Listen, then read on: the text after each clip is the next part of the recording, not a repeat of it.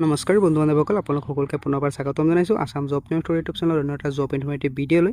তো বন্ধু বান্ধৱসকল পুনৰ আপোনালোকৰ কাৰণে খুব ভাল খবৰ আহি পৰিছে। পুনৰ বৃহৎ পৰিমাণৰ ভেকেঞ্চি নোটিফিকেশ্যন প্ৰকাশ কৰা হৈছে। তো আপোনালোকক এইটো ভিডিঅ' যোগেদি ভেকেঞ্চিসমূহৰ সম্পূৰ্ণ তথ্যখিনি জনাই দিম যে ভেকেঞ্চিবিলাক কোনটো ডিপাৰ্টমেণ্টৰ পৰা প্ৰকাশ কৰা হৈছে, কি পোষ্টৰ ভেকেঞ্চি আছে, কোনটো পোষ্টৰ কাৰণে আপোনালোকৰ কি শিক্ষাগত বিচৰা হৈছে, সম্পূৰ্ণ তথ্য আপোনালোকক এইটো ভিডিঅ'ৰ যোগেদি জনাই দিম। তো যদি আপোনালোকৰ অৰ্হতা আপোনালোকে ভেকেঞ্চিত এপ্লাই কৰিব পাৰিব, গতিকে আপোনালোকে ভিডিঅ'টো প্ৰথমৰ পৰা শেষলৈকে চাই থাকিব, অলপ স্কিপ নকৰাকৈ। কিন্তু তাৰ আগতে যদি আপোনালোকে চেনেলটো নতুন আহিছে, যেতিয়াও চেনেলটো ছাবস্ক্ৰাইব কৰা নাই তেনেহ'লে ছাবস্ক্ৰাইব কৰি ৰাখিব পৰৱৰ্তী জব আপডেটবোৰ পাবলৈ। আৰু যদি আপোনালোকে এতিয়া আমাৰ হোৱাটছআপ গ্ৰুপত জইন হোৱা নাই, জইন হৈ ল'ব পাৰে। তাতো আপোনালোকৰ কাৰণে জব ৰিলেটেড ৰেগুলাৰ আপডেটবিলাক দিয়া হয়। তো বন্ধু বান্ধৱসকল নতুনকৈ যিকেইটা ভেকেঞ্চি নোটিফিকেশ্যন প্ৰকাশ কৰা হৈছে, ভেকেঞ্চিবিলাক আহিছে আপোনালোকৰ SSCৰ তৰফৰ পৰা, অৰ্থাৎ ষ্টাফ চিলেকশ্যন কমিশ্যনৰ তৰফৰ পৰা ভেকেঞ্চি নোটিফিকেশ্যন প্ৰকাশ কৰিছে, য'ত আপোনালোকে কেৱল 12 পাছ কৰিলে কিন্তু ভেকেঞ্চিত এপ্লাই কৰিব পাৰিব। য'ত আপোনালোকৰ কাৰণে 3131টা পদৰ ভেকেঞ্চি নোটিফিকেশ্যন প্ৰকাশ কৰিছে গ্ৰুপ C পদৰ কাৰণে, য'ত আপোনালোকৰ lower divisional clerk, junior secretariat assistant, data entry operator পদৰ কাৰণে ভেকেঞ্চি আছে। তো আপোনালোকক এইটো ভিডিঅ' যোগেদি ভেকেঞ্চিসমূহৰ সব ডিটেইলছখিনি জনাই দিম, গতিকে আপোনালোকে ভিডিঅ'টো স্কিপ নকৰাকৈ সম্পূৰ্ণৰূপে চাই থাকিব। যিটো পোষ্টত আপোনালোকে ইণ্টাৰেষ্টেড হয়, যিটো পোষ্টত আপোনালোকৰ আপোনালোকে ভেকেঞ্চিত এপ্লাই কৰিব পাৰিব। SSCৰ ফালৰ পৰা দুটাকৈ কেটেগৰীত ভেকেঞ্চি নোটিফিকেশ্যন প্ৰকাশ কৰিছে আপোনালোকৰ হায়াৰ ছেকেণ্ডেৰী লেভেলৰ কাৰণে।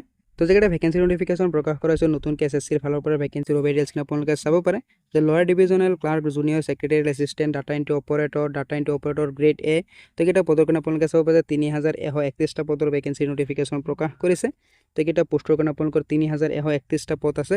তো আপোনালোকে ভেকেঞ্চিৰ চেলাৰীটো চাব পাৰে, যে লয়াৰ ডিভিজনেল ক্লাৰ্ক লগতে আপোনালোকৰ জুনিয়ৰ ছেক্ৰেটেৰিয়েল এছিষ্টেণ্ট পদৰ যেকেইটা নেকি আপোনালোকৰ ভেকেঞ্চি আছে, ভেকেঞ্চিৰ দৰমহাটো আপোনালোকে চাব পাৰে যে 19,900 টকাৰ পৰা আপোনালোকক 63,200 টকালৈকে দিয়া হ'ব পাৰ মান্থ হিচাপে। ডাটা এণ্ট্ৰি অপাৰেটৰ কাৰণে আপোনালোকে চাব পাৰে যে 25,500 টকাৰ পৰা আপোনালোকক 81,100 টকালৈকে দিয়া হ'ব পাৰ মান্থ হিচাপে। ডাটা এণ্ট্ৰি অপাৰেটৰ গ্ৰেডৰ কাৰণে আপোনালোকে চাব পাৰে যে 25,500 টকাৰ পৰা আপোনালোকক 81,100 টকালৈকে দিয়া হ'ব পাৰ মান্থ হিচাপে। তো যথেষ্ট ভাল পৰিমাণৰ চেলাৰী আপোনালোকক দিয়া হ'ব ভেকেঞ্চিৰ কাৰণে। তো যদি আপোনালোকে ইণ্টাৰেষ্টেড আপোনালোকে ভেকেঞ্চিত এপ্লাই কৰিব পাৰে। চিম্পল 12 পাছ কৰিলে কিন্তু আপোনালোকে ভেকেঞ্চিত এপ্লাই কৰিব পাৰিব। এজ লিমিটটো আপোনালোকে চাব পাৰে 18 বছৰ বয়সৰ পৰা 27 বছৰ বয়সৰ সকলো প্ৰাৰ্থীয়ে ভেকেঞ্চিৰ কাৰণে এলিজিবল হয়। 18 বছৰ বয়সৰ পৰা 27 বছৰ বয়সৰ সকলো প্ৰাৰ্থীয়ে ভেকেঞ্চিত এপ্লাই কৰিব পাৰিব। লগতে আপোনালোকে চিলেকশ্যন পাই যাব, য'ত আপোনালোকে চাব পাৰে যে SC/ST কেণ্ডেডেটৰ কাৰণে আছে 5 বছৰ, OBC কেণ্ডেডেটৰ কাৰণে আছে 3 বছৰ, PWD কেণ্ডেডেটৰ কাৰণে আছে 10 বছৰৰ চিলেকশ্যন, PWD OBC কেণ্ডেডেটৰ কাৰণে আছে 13 বছৰৰ চিলেকশ্যন, PWD SC/ST কেণ্ডেডেটৰ কাৰণে আছে 15 বছৰৰ চিলেকশ্যন, এক্স ছাৰ্ভিচমেনৰ কাৰণে আপোনালোকে চাব পাৰে যে 3 বছৰৰ চিলেকশ্যন আছে।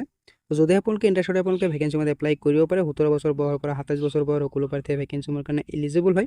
তো যেকেইটা ভেকেঞ্চি আছে ভেকেঞ্চিত এপ্লাই কৰিবলৈ হ'লে আপোনালোকে শিক্ষাগত অৰ্হতাটো চাব পাৰে।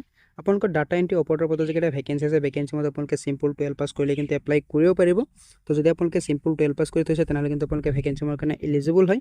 ইয়াৰ উপৰিও আপোনালোকে চাব পাৰে যে LDC আৰু JSA, অৰ্থাৎ আপোনালোকৰ লয়াৰ ডিভিজনেল ক্লাৰ্ক আৰু জুনিয়ৰ ছেক্ৰেটেৰিয়েল এছিষ্টেণ্ট পদৰ যেকেইটা ভেকেঞ্চি আছে, এই ভেকেঞ্চিবোৰত আপোনালোকে 12 পাছ কৰিলে কিন্তু এপ্লাই কৰিব পাৰিব। মুঠৰ ওপৰতে ভেকেঞ্চিবোৰত আপোনালোকে চিম্পলি যদি 12 পাছ কৰি থৈছে তেনেহ'লে কিন্তু আপোনালোকে ভেকেঞ্চিৰ কাৰণে এলিজিবল হয়। চিম্পলি 12 পাছ কৰিলে কিন্তু আপোনালোকে ভেকেঞ্চিত এপ্লাই কৰিব পাৰিব। ইয়াৰ উপৰিও আপোনালোকৰ কাৰণে SSCৰ ফালৰ পৰা আপোনালোকৰ ষ্টেনোগ্ৰাফাৰ পদৰ কাৰণে ভেকেঞ্চি নোটিফিকেশ্যন প্ৰকাশ কৰা হৈছে।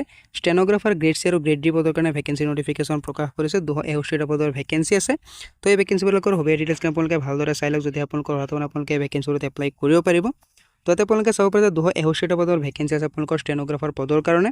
ভেকেঞ্চিৰ মতে আপোনালোকে চাব পাৰে এজ লিমিটটো চাব পাৰে যে 18 বছৰ বয়সৰ পৰা 30 বছৰ বয়সৰ সকলো প্ৰাৰ্থী এপ্লাই কৰিব পাৰিব। যেকেইটা আপোনালোকৰ গ্ৰুপ C পদৰ ভেকেঞ্চি আছিল, আপোনালোকৰ আগৰ যেকেইটা ভেকেঞ্চি আছিলে তাতে আপোনালোকে 18 বছৰ বয়সৰ পৰা 27 বছৰ বয়সলৈকে এপ্লাই কৰিব পাৰিব। তাতে আপোনালোকে চাব পাৰে ষ্টেনোগ্ৰাফাৰ পদৰ যেকেইটা ভেকেঞ্চি আছে তাতে আপোনালোকে 18 বছৰ বয়সৰ পৰা 30 বছৰ বয়সৰ সকলো প্ৰাৰ্থী এপ্লাই কৰিব পাৰিব। ষ্টেনোগ্ৰাফাৰ গ্ৰেড Cৰ কাৰণে আপোনালোকে চাব পাৰে 18 বছৰ বয়সৰ পৰা 30 বছৰ বয়স। ষ্টেনোগ্ৰাফাৰ গ্ৰেড Dৰ কাৰণে আপোনালোকে চাব পাৰে 18 বছৰ বয়সৰ পৰা 27 বছৰ বয়সৰ সকলো প্ৰাৰ্থী এপ্লাই কৰিব পাৰিব। লগতে আপোনালোকে চিলেকশ্যন পাই যাব। লগতে আপোনালোকে ভেকেঞ্চিৰ মতে এই চিলেকশ্যন পাই যাব, য'ত আপোনালোকে চাব পাৰে SC/ST কেণ্ডেডেটৰ কাৰণে আছে 5 বছৰ, OBC কেণ্ডেডেটৰ কাৰণে আছে 3 বছৰ, PWD কেণ্ডেডেটৰ কাৰণে আছে 10 বছৰ। তো এই চিলেকশ্যন যিটো আছে আপোনালোকৰ এই চিলেকশ্যনটো ছেমেই থাকিব আপোনালোকৰ কেটেগৰী যিটো নেকি চিলেকশ্যন আছে। তো এই ভেকেঞ্চিত আপোনালোকে চাব পাৰে 12 পাছ কৰিলে কিন্তু এপ্লাই কৰিব পাৰিব। যদি আপোনালোকে চিম্পলি 12 পাছ কৰি থৈছে তেনেহ'লে কিন্তু আপোনালোকে ভেকেঞ্চিৰ কাৰণে এলিজিবল হয়। তো ভেকেঞ্চিৰ মতে এপ্লাই কৰিবলৈ হ'লে আপোনালোকে এপ্লিকেশ্যন ফিজ এটা দিব লাগিব। আপোনালোকে চাব পাৰে যে SC/ST, PWD, ex servicemen, women কেণ্ডেডেটে কোনো ধৰণৰ এপ্লিকেশ্যন ফিজ দিব নালাগে। আনৰিজাৰ্ভ আৰু OBC কেণ্ডেডেটে 100 টকা এপ্লিকেশ্যন ফিজ দিব লাগিব।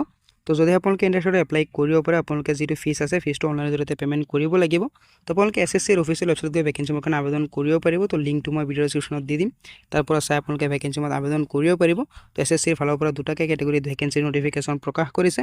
তো এটা আপোনালোকৰ ষ্টেনোগ্ৰাফাৰ পদৰ ভেকেঞ্চি আছে আৰু এটা আছে আপোনালোকৰ গ্ৰুপ C পদৰ কাৰণে ভেকেঞ্চি নোটিফিকেশ্যন, য'ত আপোনালোকৰ ডাটা এণ্ট্ৰি অপাৰেটৰ আছে, লয়াৰ ডিভিজনেল ক্লাৰ্ক আছে, অৰ্থাৎ গ্ৰেড 3 গ্ৰেড 4 পদৰ কাৰণে ভেকেঞ্চি নোটিফিকেশ্যন প্ৰকাশ কৰা হৈছে নতুনকৈ SSCৰ ফালৰ পৰা।